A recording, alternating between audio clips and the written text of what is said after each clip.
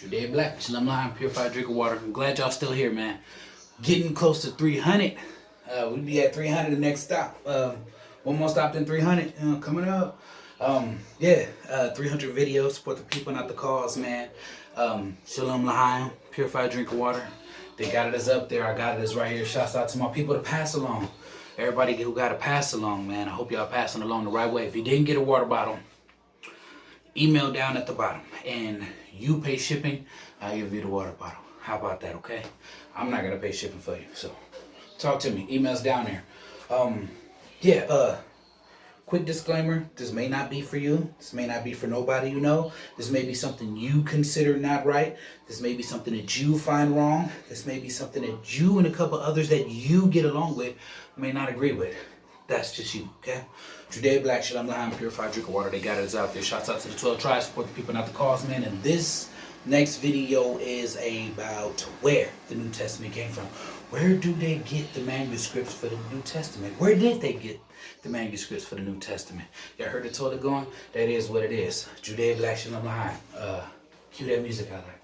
I've been needed to pay Paul as long as I stay comfortable. Yeah, cash that paycheck, spend it all on shit that I throw away each fall. We'll build that house up big and tall. We'll break the bank to build the wall. We're robbing Peter to pay Paul. When I say that CSNTM has discovered these manuscripts, I mean this in a very technical sense.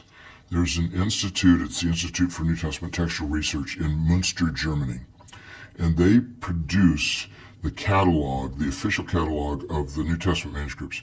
If they don't know about it, New Testament scholars don't know about it. So we have partnered with them so that when we discover a manuscript, we send the images to them, they announce it to the world, or we make the announcement, but then they give it a new catalog number. It takes them several months to do that because there's a lot of things they have to sift through to make sure it really is a new manuscript. But how we discover a manuscript is, we don't do archaeological work. It's all work in libraries. The first thing we do when we go to a library is we ask for the in-house catalog. And we will sift through that to see some things that may well be New Testament manuscripts that the library staff might not know about. Usually they do, but not always. And we ask to see those manuscripts as well as a number that we know are New Testament manuscripts. And so that counts as discoveries. Again, sometimes these libraries know about these manuscripts, but they're the only ones who do. So until it becomes public news through Münster, it doesn't count as a discovery. The monks at Mount Sinai knew about Codex Sinaiticus, but until Tischendorf published it, it was a discovery when he published it. Now, another way that we discover manuscripts is absolutely fascinating. I get the privilege of preparing all the manuscripts for photography by doing an autopsy on them, writing up a 2 or 3 page document with a description of the manuscript, the date, the material, how many columns, how many lines per page, what the dimensions are, how many leaves there are, and a number of other features. And in the process of doing that, that's when I discover a number of other manuscripts inside of known manuscripts. We worked at the National Library of Greece in Athens some time back, and we photographed all of their 300 Greek New Testament manuscripts. In the process of looking at these, we discovered 23 New Testament manuscripts. One of them was absolutely well, they are all fascinating, but this one really caught my eye. I was working in the manuscript. I do a table of contents on each of these manuscripts. And when I got to Paul's letters, the scribe towards the end of Paul's letters wrote out 1st and 2nd Thessalonians, and then he wrote out Hebrews. Now, we know of about 90 manuscripts that actually have Hebrews right after 2nd Thessalonians, and this is another one that we can add to the list. But then after he wrote out Hebrews, he wrote out 1 Timothy, which, normally Hebrews comes after Philemon in most later manuscripts, but the earlier ones don't put it there.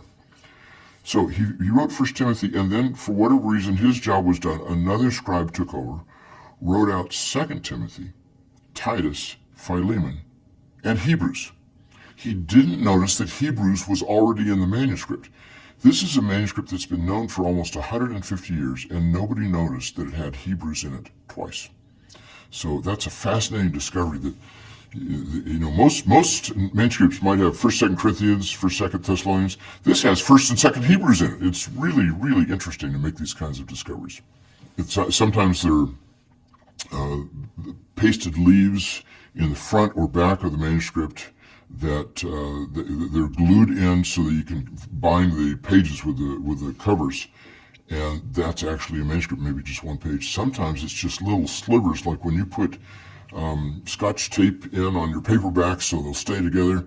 They had to do that with manuscripts, and they would often cut out older texts from different manuscripts, cannibalize those, and put them in there so they now you have a new discovery. We've found several manuscripts that might be 3 letters wide and 20 lines long, and we can figure out what it is. So.